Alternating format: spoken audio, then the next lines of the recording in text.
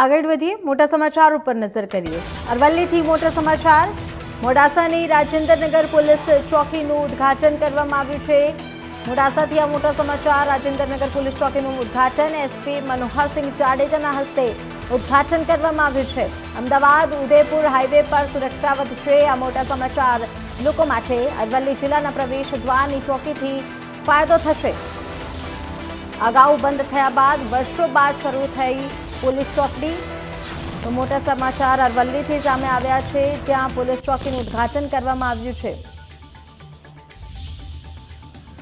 મોડાસાની Rajendranagar police ચોકીનું ઉદ્ઘાટન કરવામાં આવ્યું છે। આ વખતના મોટા સમાચાર એસપી મનોહરસિંહ જાડેજાના હસ્તે ઉદ્ઘાટન કરવામાં આવ્યું છે। અમદાવાદ ઉદયપુર હાઈવે પર સુરક્ષા વધશે, લોકોને પણ વધારાની સુવિધા મળશે। અરવલ્લી જિલ્લાના પ્રવેશ દ્વારની ચોકીથી થશે ઉદ્ઘાટન।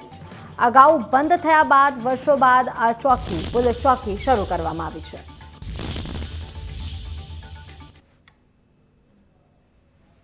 આપણે જણાવી દઈએ કે એસપી મનોહરસિંહ જાડેજાએ આ પોલીસ ચોકીનું ઉદ્ઘાટન કર્યું છે। વર્ષોથી બંધ હતી આ પોલીસ ચોકી, જે બાદ પોલીસ ચોકીનો શુભારંભ કરવામાં આવ્યો છે, ઉદ્ઘાટન કરવામાં આવ્યું છે। અરવલ્લી જિલ્લાના પ્રવેશ દ્વારની ચોકીથી ફાયદો પણ થશે, લોકોની સુવિધાઓનું આ નિરાકરણ આ પોલીસ ચોકીમાં કરવામાં આવશે। મોડાસાની રાજેન્દ્રનગર પોલીસ ચોકડીનું ઉદ્ઘાટન કરવામાં આવ્યું છે। અરવલ્લી જિલ્લામાં જે જિલ્લાનો એન્ટ્રી પોઈન્ટ છે રાજેન્દ્રનગર ચોકડી, ત્યાં ઘણા સમયથી અમારી ચોકી બંધ પડેલી હતી અને એ ચોકી આજુબાજુના લોકો, ગામ લોકો, આજુબાજુના બીજા વેપારીઓ એમના સહયોગથી અને આજે રિનોવેશન કરીને ચાલુ કરીશું।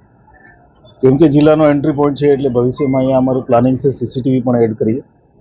હાઈવે ઉપરની ચોકી છે અને ગુનાખોરીના નિયંત્રણ માટે આ ચોકી અમને ખૂબ ઉપયોગી થશે। અહીંયા પોલીસની હાજરી રહે, પોલીસ અહીંયા કંઈ નાની મોટી કાર્યવાહી કરતી હોય એ પ્રકારનું આયોજન કરવામાં આવશે।